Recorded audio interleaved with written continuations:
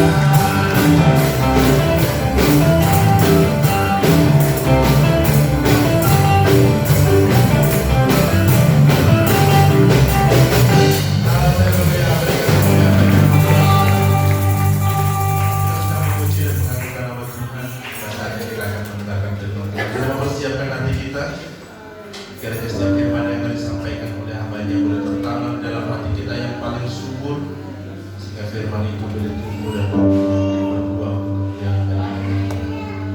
Terima kasih ya Tuhan, sekali lagi kami menaikkan syukur kepada-Mu ya Tuhan, untuk kesempatan yang Kau berikan lagi kepada kami boleh mendengarkan firman Tuhan ya Tuhan. Kiranya setiap firman yang akan disampaikan hamba-Mu ya Tuhan boleh menjadikan kekuatan buat kami, boleh menjadikan solusi buat kami, menjadi kesembuhan untuk setiap sakit kami ya Tuhan.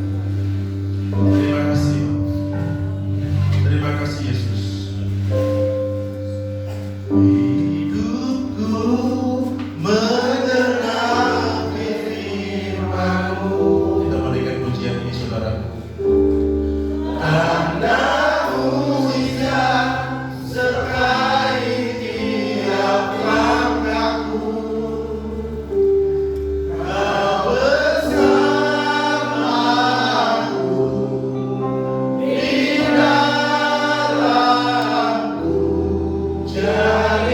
bukti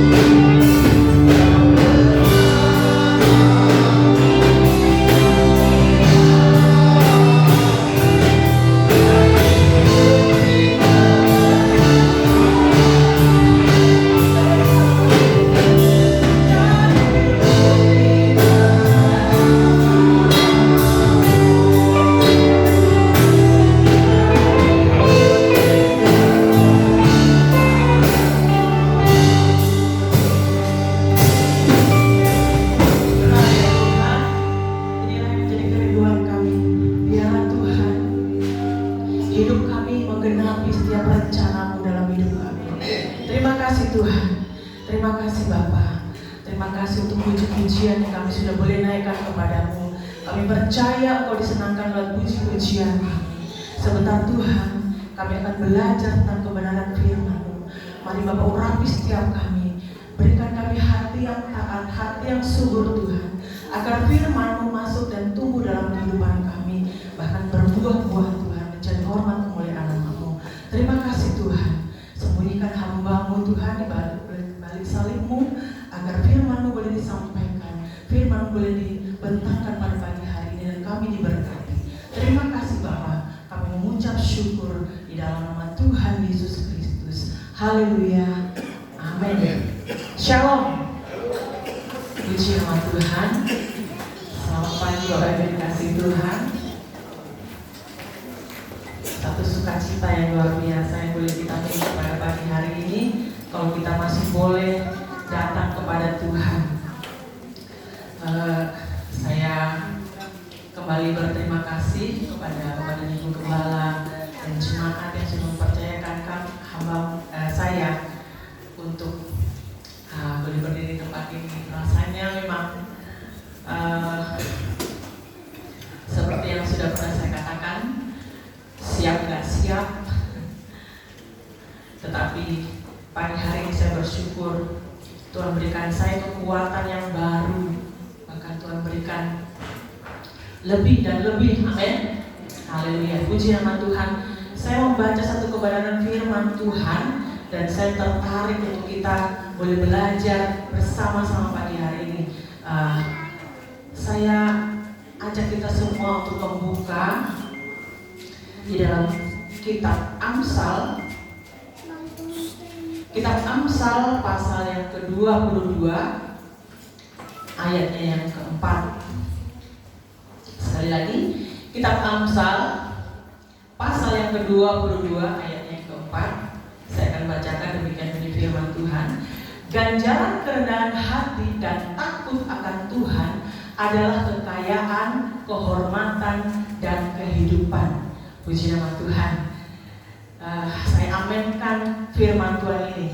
Ketika saya membaca ayat ini, saya penasaran ya Bapak Ibu, apa maksud dari ayat ini? Saya kalau membaca firman Tuhan, lalu saya temukan hal-hal yang saya nggak ngerti, itu saya balik ke belakang. Apa sih ini judulnya? Saya cari tahu ini apa judulnya. Kalau saya baca ayat ini lalu saya cari judulnya, ternyata judulnya itu ada di pasal yang ke berapa ya? Dulu banyak kemarin ya.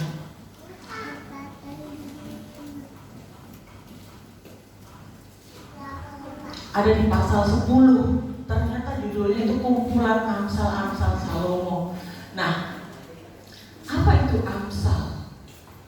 Kalau saya cari tahu, Amsal itu adalah merupakan satu kumpulan dari kitab yang ditulis oleh Raja Salomo, yaitu dikatakan bahwa Amsal itu satu sajak atau ucapan-ucapan ya yang diringkas berbentuk menjadi suatu nasihat yang mendidik. Nah, itulah kira-kira sepenggal pengertian tentang Amsal. Lalu ketika saya merenungkan apa ini, apa maksud Tuhan? Tuhan katakan ganjaran. Mungkin setiap kita kata ganjaran ini biasa hanya dipakai untuk sesuatu yang bersifat apa ya? Bersifat misalnya untuk anak kita yang nakal, ganjaran itu untuk anak yang nakal, atau kamu nanti akan diganjar dengan hukuman atau apa. Tetapi yang dimaksud dengan Salomo ini bukan ganjaran seperti itu, tapi ganjaran atau dengan kata lain upah atau hadiah atau balasan. Jadi Salomo katakan ganjaran dari kerendahan hati dan takut akan Tuhan itu adalah kekayaan, kehormatan, dan kehidupan. Bapak Ibu Saudara yang dikasihi Tuhan, bukankah hal-hal ini, kekayaan, kehormatan, dan kehidupan ini suatu hal yang dicari oleh setiap manusia? Setiap kita pasti ingin kaya, setiap kita pasti ingin dihormati, amin. Pasti pengen, setiap kita pengen punya kehidupan. Tetapi ada hal yang harus kita lakukan untuk mendapatkan satu kehidupan. Tidak hanya kita berjalan hidup saja, tetapi kalau kita ingin mendapatkan satu kehidupan, kekayaan, bahkan kehormatan, Salomo katakan kita harus memiliki yang pertama adalah kerendahan hati. Nah, apa itu rendah hati? Kerendahan hati atau rendah hati artinya adalah kita tidak memandang rendah orang lain. Ada banyak mungkin kita sehari-hari seringkali tanpa kita sadari kita sudah memandang rendah orang lain dengan sikap kita, dengan juga dengan ucapan. Nah, sepertinya emang hal ini tidak nampak, tetapi itu yang terpenting ternyata dalam kehidupan kita. Kerendahan hati itu penting, karena di dalam kerendahan hati itu ada rasa kagum, ada rasa kepasrahan, tidak ingin menonjol, tidak ingin tidak ingin dinomorsatukan lah artinya ya. Jadi kerendahan hati itu bukan hanya sabar, bukan hanya mengerti, tetapi sebuah rasa hormat kepada orang lain, terlebih kepada Tuhan. Yang kita akan bahas ini adalah kerendahan hati kepada Tuhan. Lalu yang kedua, yaitu takut akan Tuhan. Apa itu takut akan Tuhan? Bapak Ibu, takut yang dimaksud di sini bukan takut akan Tuhan, lalu takut kepada Tuhan lalu lari meninggalkan Tuhan, bukan yang itu ya. Tetapi takut kepada Tuhan itu adalah satu perasaan hormat kepada Tuhan, satu perasaan merendahkan diri, penuh dengan rasa hormat yang tertinggi kepada Tuhan. Itulah yang dimaksud dengan takut akan Tuhan. Ada banyak di dalam Alkitab menuliskan apa itu takut akan Tuhan. Raja Salomo menuliskan lagi dalam Amsal pasal yang pertama, kita akan baca Bapak Ibu. Amsal pasal yang pertama ayat yang ke-7 bagian A. Saya akan bacakan Amsal pasal yang pertama ayat yang ke-7 bagian A saja, demikian bunyi firman Tuhan. Takut akan Tuhan adalah permulaan pengetahuan. Jadi yang dimaksud di sini adalah takut akan Tuhan adalah permulaan pengetahuan. Dari dalam kehidupan kita ini, di dalam pengiringan kita kepada Tuhan ini, yang pertama-tama kita harus mulai dengan takut akan Tuhan, dengan hormat akan Tuhan, dengan mengagumi Tuhan. Karena dari situ akan tercipta yang tadi rendah hati, kerendahan hati. Nah itu berkaitan ya Bapak Ibu, antara rendah hati lalu kagum dengan Tuhan itu menjadi sesuatu yang disebut dengan takut akan Tuhan. Kita akan melihat contoh tokoh di dalam Alkitab, pendahulu-pendahulu kita, orang-orang yang takut akan Tuhan. Yang pertama kita akan melihat di dalam Kejadian pasal yang ke-39 ayat yang ke-12. Kita akan melihat contoh tokoh yaitu Yusuf. Kejadian pasal yang ke-39 ayat yang ke-12. Saya akan bacakan demikian bunyi firman Tuhan. Lalu perempuan itu memegang baju Yusuf sambil berkata, "Marilah tidur dengan aku." Tetapi Yusuf meninggalkan bajunya di tangan perempuan itu dan lari keluar. Ini satu contoh bagaimana Yusuf pada saat itu menjadi tangan kanan Potifar. Dia tinggal di satu rumah, yaitu di rumah Potifar ya, seorang pengawal raja ya, pegawai istana, seorang pegawai istana Firaun waktu itu.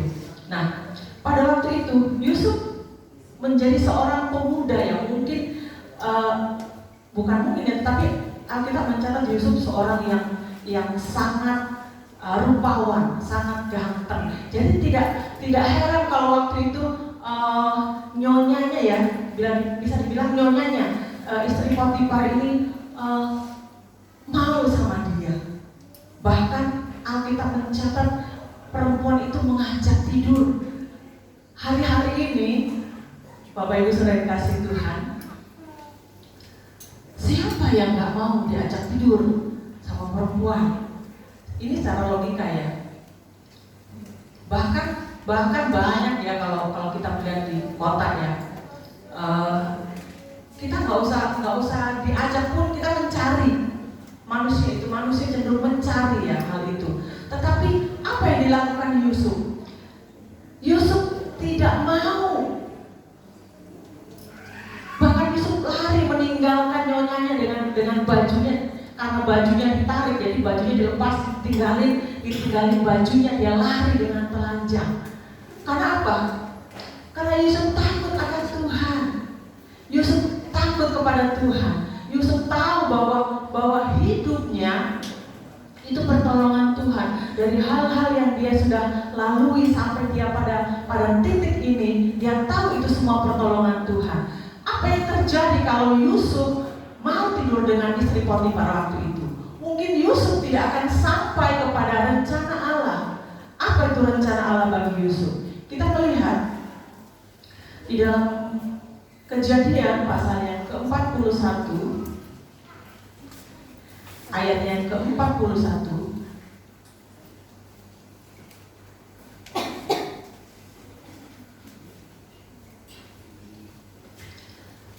Kejadian pasal yang ke-41 ayat yang ke-41, demikian bunyi firman Tuhan.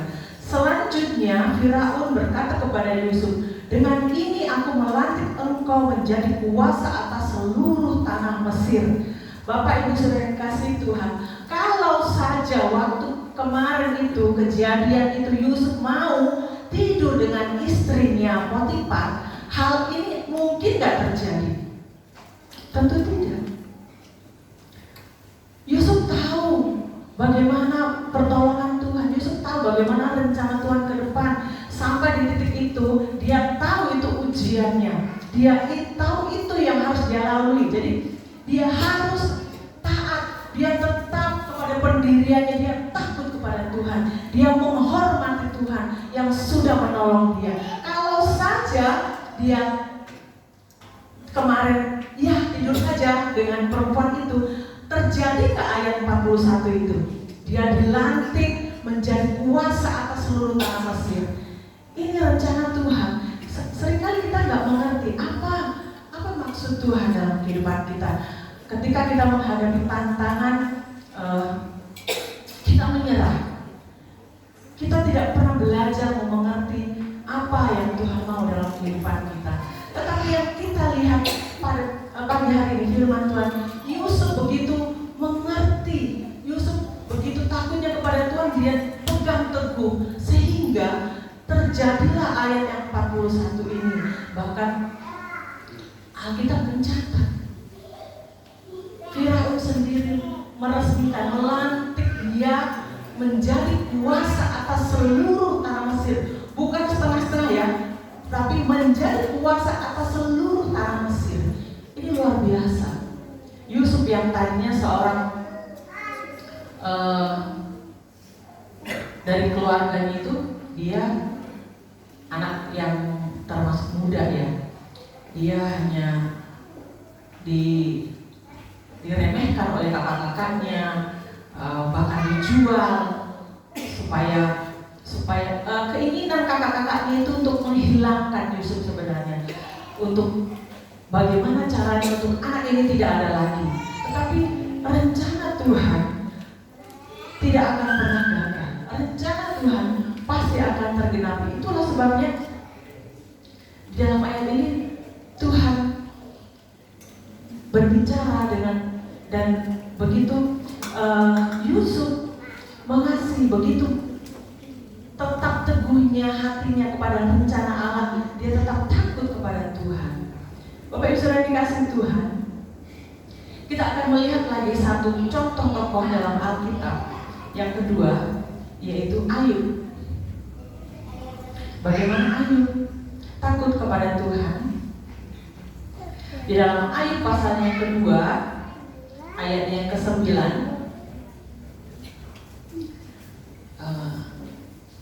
Tolong ya, saya tidak membukanya.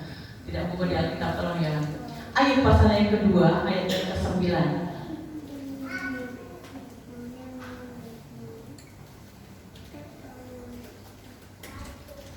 Demikian bunyi firman Tuhan.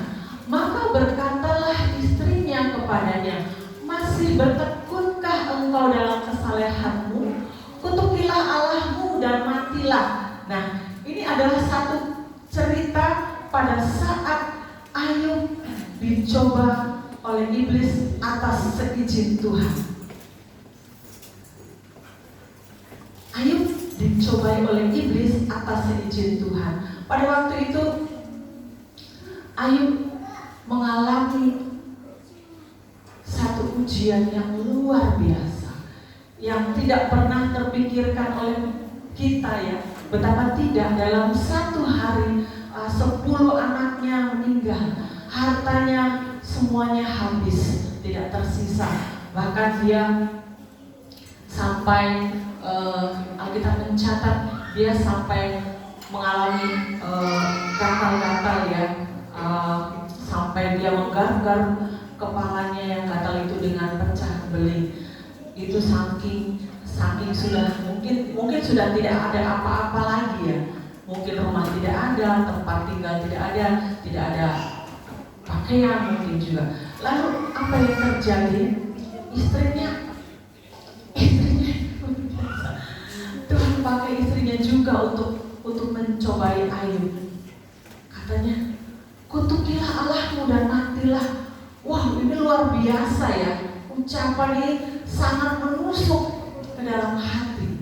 Betapa tidak, keadaan sudah habis semua, tidak punya apa-apa, tinggal nyawa doang, tinggal tubuh doang, itu pun udah digerogotin gatal-gatal ya. Lalu istrinya datang, kutuki saja Allahmu dan matilah kamu. Apa yang dikatakan oleh istrinya ini sesuatu yang kalau secara akal manusia mungkin dia juga ya ngapain saya nurut terus gitu. Tetapi apa yang terjadi? Ayub tidak menghiraukan perkataan istrinya. Dia tetap pada pendiriannya. Dia takut akan Tuhan. Dia tahu persis bahwa Tuhan yang dia sembah tidak akan pernah meninggalkan dia, sekalipun dia saat itu sedang mengalami hal yang sepertinya di luar kasih Tuhan. Dia tidak serta-merta mengikuti istrinya, ya, lalu melakukan apa gitu yang menyakiti hati Tuhan. Tidak. Ayub tetap berpegang teguh pada pendiriannya, kepada kesalehannya, kepada ketakutannya akan Tuhan, kepada hormatnya kepada Tuhan. Tetap dia pegang teguh, tidak goyah. Lalu apa yang terjadi setelah Ayub tetap berpegang teguh pada pendiriannya, tetap berpegang teguh pada imannya kepada Tuhan? Kita melihat dalam Ayub pasal yang ke-42 ayatnya yang ke-10. Ayub pasal 42 ayat yang ke-10. Demikian bunyi firman Tuhan. Lalu Tuhan memulihkan keadaan Ayub setelah ia meminta doa untuk sahabat-sahabatnya, dan Tuhan memberikan kepada Ayub 2 kali lipat dari kepunyaannya yang dahulu. Luar biasa Bapak Ibu Saudara dikasihi Tuhan. Apa yang terjadi kalau kalau Ayub mendengarkan, menuruti kata-kata istrinya waktu itu? Kalau saja Ayub berhenti, imannya berhenti pada saat mendengar istrinya berbicara, kutukilah Allahmu dan matilah itu, pasti hidup Ayub akan selesai saat itu juga. Amin. Ya. Kalau saja dia mengikuti perkataan istrinya itu dan melakukan hal yang tidak sesuai dengan kebenaran, pasti dia akan tidak akan sampai kepada rencana Tuhan. Rencana Tuhan ternyata indah sekali buat Ayub. Apa yang Tuhan berikan kepada Ayub? Tuhan memberikan kepada Ayub 2 kali lipat dari kepunyaannya dahulu. Memang Bapak Ibu, masalah, tantangan itu tidak pernah mudah dihadapi. Sekalipun itu kecil, sekalipun tantangan itu mungkin hanya sangat kecil, sangat tidak berarti sepertinya. Kalau kita mengikuti emosi kita, kalau kita mengikuti daging kita, pasti itu akan terus melebar dan menjadi sesuatu yang tidak baik. Tetapi ketika kita berharap kepada Tuhan, kita tetap pada pendirian kita, tetap kepada iman kita, tetap kepada perasaan rasa kita takut kita kepada Tuhan, rasa hormat kita kepada Tuhan, maka kita itu sebenarnya kita akan dapat melalui masalah apapun itu. Sekalipun Ayub sudah kehilangan semuanya, bahkan mungkin pakaian pun sudah tidak ada, nggak tahu kemana habis semua, tinggal luka-luka di sekujur tubuhnya. Ini luar biasa. Sepertinya masalah yang dialami Ayub ini tidak ada lagi cerita sesudah ini yang melebihi ini. Tetapi Ayub begitu luar biasa. Ayub begitu takut kepada Tuhan. Ayub begitu tetap teguhnya kepada Tuhan, memegang imannya kepada Tuhan, bahwa Tuhan yang dia sembah tidak akan pernah meninggalkannya, sekalipun sudah dalam keadaan yang tidak mungkin. Tetapi bagi Allah segala sesuatu mungkin. Dan ini yang terjadi. Ayub mendapat 2 kali lipat dari kepunyaannya dahulu. Haleluya. Terpujilah nama Tuhan. Sepertinya juga dalam kehidupan kita ini, saya juga pernah mengalami hal-hal yang mungkin sangat tidak bisa diterima oleh hati ya. Satu ketika kami waktu itu memang sering mengalami hal-hal yang masalah-masalah ya, dalam usaha, dalam kehidupan. Satu teman saya pernah bilang begini, kalian ini luar biasa ya. Kalau mungkin kalian ini bukan anak Tuhan, mungkin kalian udah gantung diri ya. Begitu, kira-kira logatnya begitu, karena dia orang Ambon. Dia bilang begitu. Saya bilang, Tuhan kita lah yang luar biasa, bukan saya yang luar biasa. Saya hanya menjalankan. Memang gak mudah, gak gampang menjalani proses menghadapi masalah itu sesuatu yang sangat tidak mudah, sangat tidak gampang. Tetapi kalau kita memiliki rasa takut kepada Tuhan, artinya rasa takut kepada Tuhan itu begini Bapak Ibu, kita harus tetap dalam kondisi kita. Jangan pernah mengubah misalnya dengan ada orang yang frustasi karena masalah itu menyakiti diri, atau mungkin ada yang bunuh diri atau apa. Itu maksudnya itu yang jangan diubah, itunya jangan melakukan hal-hal yang tidak sesuai gitu. Bagaimana kalau kita tetap saja dalam kondisi kita, meskipun itu sulit, meskipun itu tidak gampang, meskipun itu berat, Tuhan akan nyatakan yang tidak boleh diubah itu diri kita ini jangan melakukan hal-hal yang menyimpang. Kita harus tetap pada pengharapan kita, tetap kepada iman kita, takut akan Tuhan, menghormati Tuhan itu dengan tidak mengubah hal-hal yang Tuhan sudah beri ini, misalnya dengan melakukan sesuatu yang tidak sesuai. Itu juga bagian dari rasa takut kita kepada Tuhan. Di dalam Amsal pasal yang ke-15 kita akan baca Amsal pasal yang ke-15 ayat yang ke-33.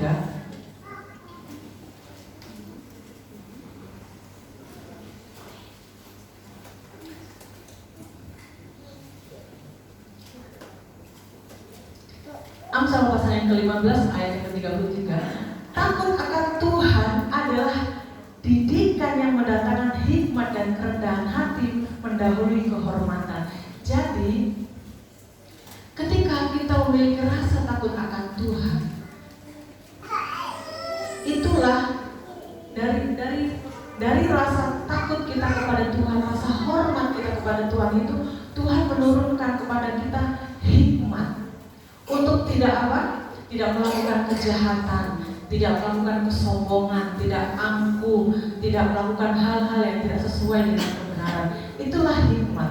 Hikmat hanya didapat dari rasa takut kepada Tuhan, karena hikmat itu berasal langsung dari Tuhan. Hikmat itulah yang membimbing kita, memimpin kita untuk tetap teguh. Bagaimana kita harus tetap berpegang, berpendirian untuk takut kepada Tuhan. Kita kembali pada ayat yang kita baca tadi. Ganjaran kerendahan hati dan takut akan Tuhan adalah kekayaan, kehormatan, dan kehidupan.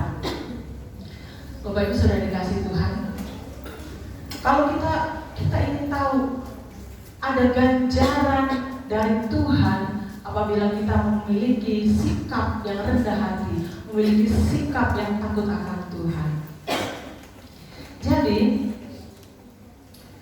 kalau kita sudah mengerti bahwa ada hal-hal seperti yang kita sudah baca tadi bersama, kisah tentang Yusuf, kisah tentang Ayub, bahwa ganjaran dari kerendahan hatinya sudah mau melalui prosesnya dengan tekun tetap berpegang kepada Tuhan, itu ada ganjaran, bukan? Tadi yang kita sudah baca bersama, ada hal-hal yang Tuhan berikan sebagai upah karena tadi kamu sudah, misalnya kalau kita sering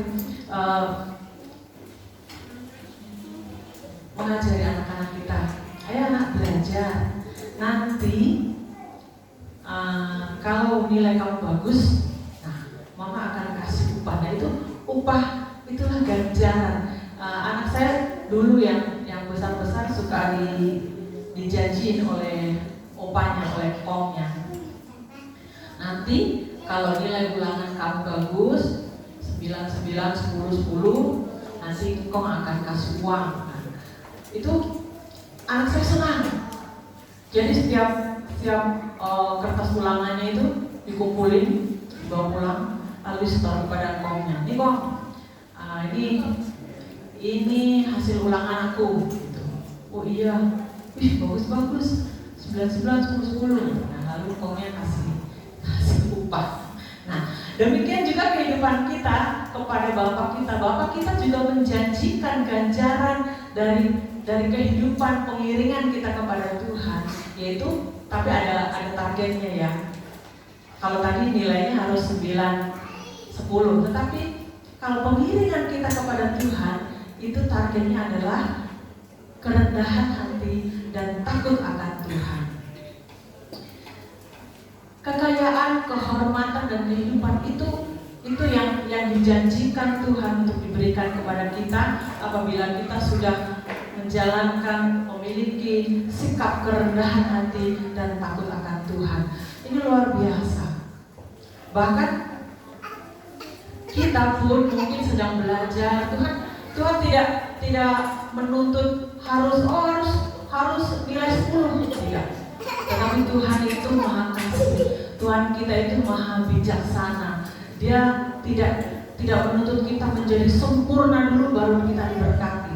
Bukankah kita yang sedang belajar untuk mulai memiliki kerendahan hati? Karena gak gampang. Memiliki kerendahan hati itu tidak gampang, Bapak Ibu. Bahkan gak usah jauh-jauh.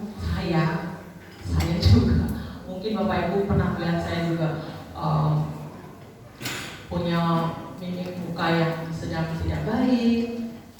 Mungkin Bapak Ibu sedang mau nyalamin saya, tapi saya melengos ke sana untuk saya ke tempat lain, mungkin dengan saya tidak sengaja. Nah hal-hal seperti itu kadang membuat orang lain tuh cepat mengambil keputusan. Dia begitu ya, sombong.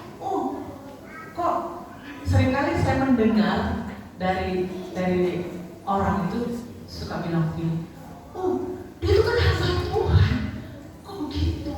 Nah, seringkali begitu.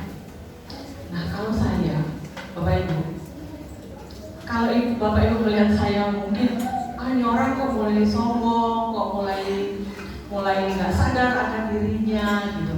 Bapak Ibu boleh tegur saya ya, boleh kok. Nah karena kita memang sedang belajar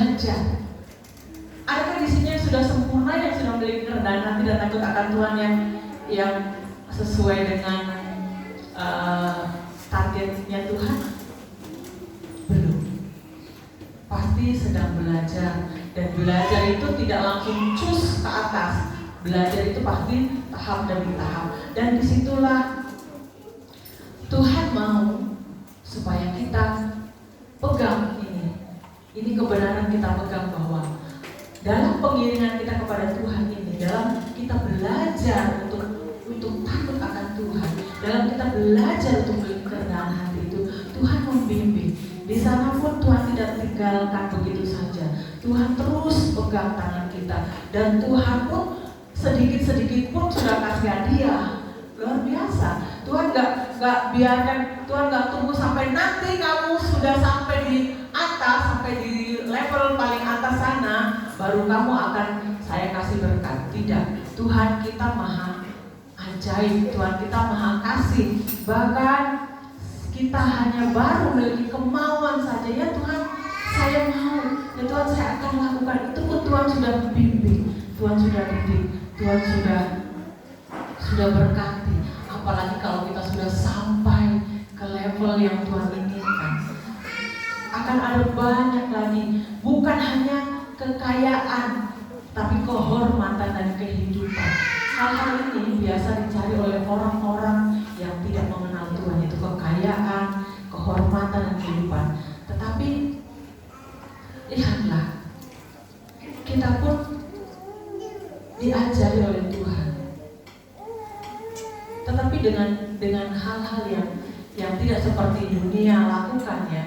Dengan apa? Dengan belajar kerendahan hati, dengan belajar takut akan Tuhan, langkah demi langkah. Nah, dari situ Tuhan akan memberikan ganjaran, memberikan kekayaan. Itu bukan berarti kalau kita Bapak Ibu jangan salah tangkap juga, ya. Bukan berarti kalau kita sudah rendah hati, oh saya rendah hati kok, saya kalau lewat depan orang nunduk gitu. Nah, bukan berarti kalau sudah begitu terus kok Tuhan gak berkati, lalu saudara menuntut dan menjadi sesuatu yang tidak benar. Tapi kita belajar mengerti kebenaran itu pelan-pelan.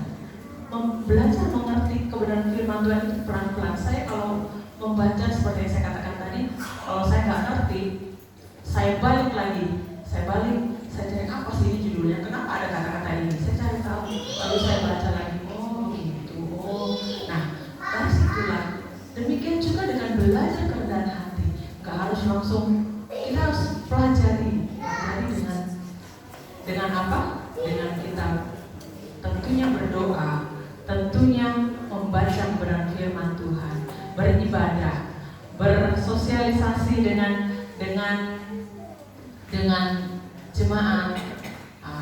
Kalau wanita boleh datang beribadah di ibadah wanita, ada ibadah pasutri, ada ibadah pemuda, ada ibadah sekolah menengah. Dari hal-hal itulah kita belajar bagaimana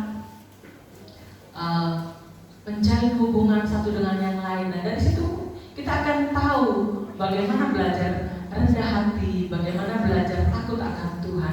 Karena keseringan kita ketemu itu sebenarnya bukan akan menjadi hal yang baik, justru akan terjadi gesekan-gesekan. Nah, dari gesekan-gesekan itu kita akan belajar bagaimana kita harus mengasihi, bagaimana kita harus sudahlah, karena kita takut akan Tuhan, kita harus bernada. Jadi kalau ada sedikit gesekan, kita akan hapus saja, karena itu sedikit, itu kecil. Yang kecil itu harus kita hilangkan, jangan dipupuk. Kalau ada gesekan kecil, nah itulah pupuk itulah yang tidak benar. Tapi kalau kita belajar rendah hati itu dengan melayani sesama mungkin dalam ibadah, kita saling ngasih. Melayani itu bukan harus apa-apa, tapi kita memberikan tangan kita menyalami dari tempat duduk kita pergi ke tempat duduk rekan kita sesama. Itu itu bentuk pelayanan juga, itu bentuk pelajaran kerendahan hati. Amin. Puji nama Tuhan, Bapak Ibu Saudara kasih Tuhan. Itulah yang kita pelajari pagi hari ini, bahwa sebenarnya takut akan Tuhan itu sesuatu yang menjadi kunci kehidupannya. Di dalam Alkitab banyak sekali mencatat bahwa orang-orang yang takut akan Tuhan, bagaimana Tuhan memberikan pertolongannya, memberikan hal-hal yang luar biasa. Kita melihat satu ayat terakhir, Bapak Ibu, bagaimana Tuhan melindungi, mengasihi orang-orang yang takut akan Tuhan. Di dalam Mazmur pasal yang ke-34, Mazmur pasal ke-34,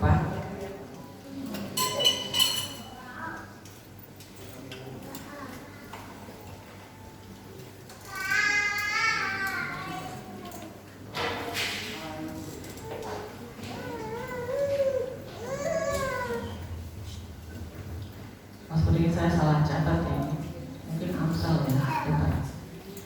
Amsal.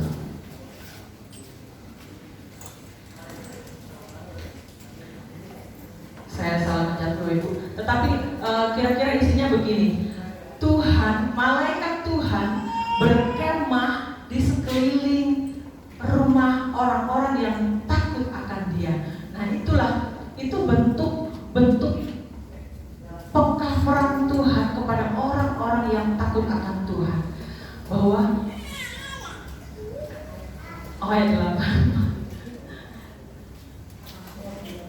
Mazmur pasal yang ke-34 ayat 8, kita baca dulu ya. Oh iya, salah dulu. Mazmur pasal yang ke-34 ayat yang ke-8, demikian bunyi firman Tuhan. Malaikat Tuhan berkemah di sekeliling orang-orang yang takut akan Dia, lalu meluputkan mereka.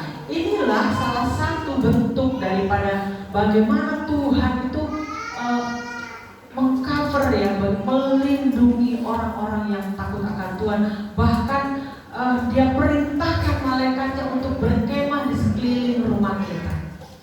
Bapak Ibu Saudara dikasih Tuhan, apalagi yang kita mau ragukan akan kasih Tuhan. Tuhan hanya mau untuk kita memiliki kerendahan hati, memiliki hati yang takut akan Dia, memiliki hati yang menghormati dan mengasihi Tuhan. Puji nama Tuhan. Di dalam firman Tuhan yang kita sudah pelajari pagi hari ini menjadi berkat, menjadi kekuatan untuk kita semua, bahwa ada ganjaran yang Tuhan janjikan, ada berkat-berkat yang Tuhan ingin berikan ketika kita memiliki hati yang belajar rendah hati dan memiliki hati yang takut akan Tuhan. Saya mengundang pemain musik untuk maju ke depan. Saya dulu kita menyanyikan pujian yang tadi, hidupku menggenapi firman-Mu.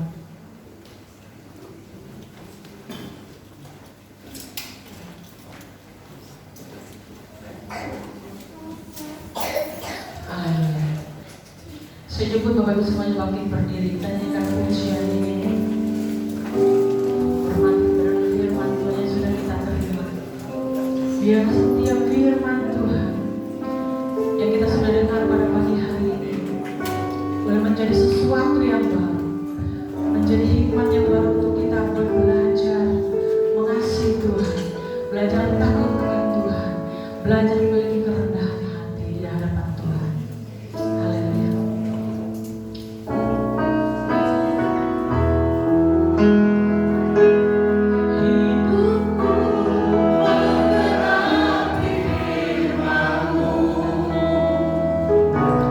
Tanda mujizat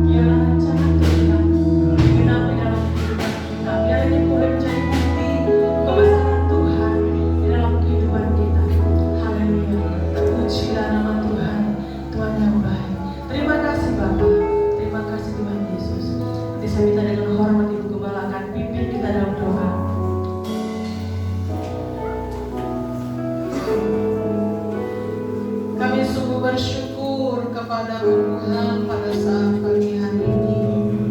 Ajar kami untuk terus berpegang akan kebenaran firman Allah, karena kami tahu ketika kami takut akan Tuhan, maka segala kebaikan akan terjadi dalam kehidupan kami.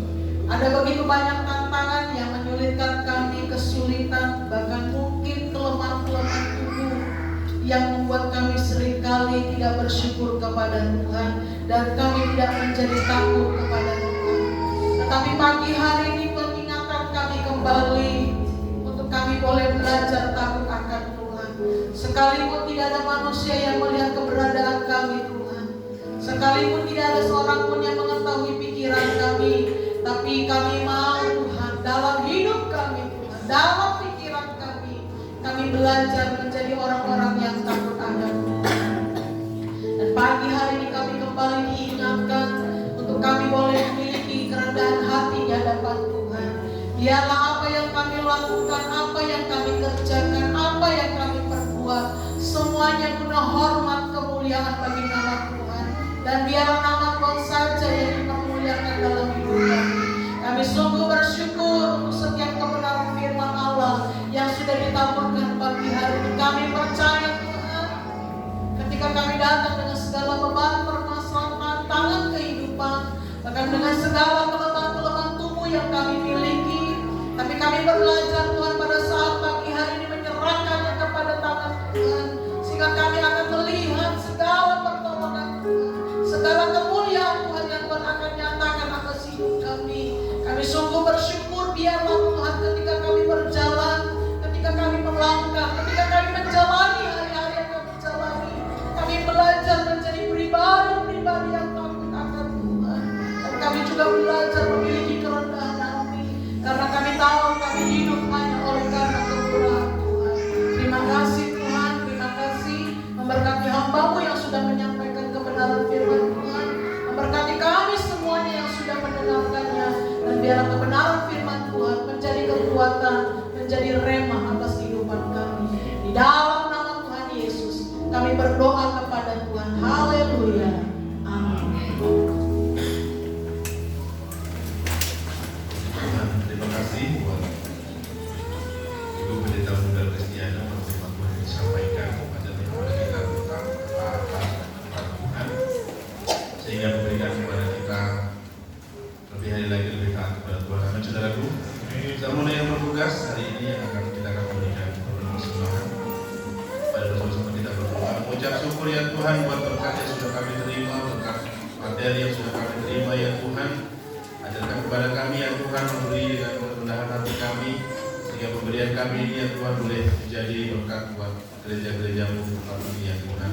Terima kasih Bapak, terima kasih, kami siap memberi dengan langsung ucapan syukur. Dalam nama Tuhan Yesus kami berdoa. Haleluya. Amin.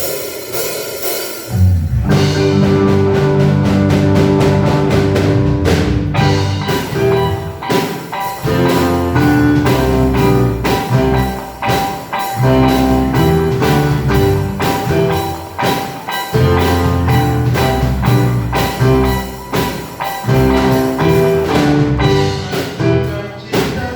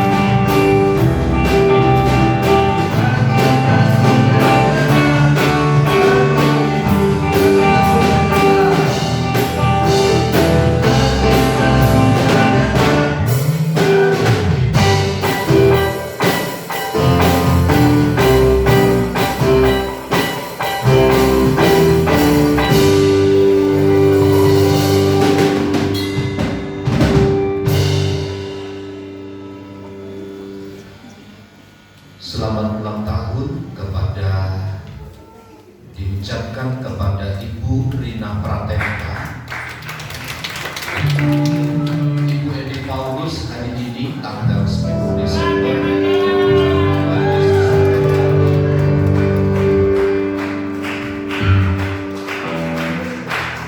Untuk janji iman Natal, Bapak Ibu Saudara bisa menghubungi Ibu Simanjuntak. Hari ini terakhir ya. Hari terakhir ya Bu, yang minggu kedua.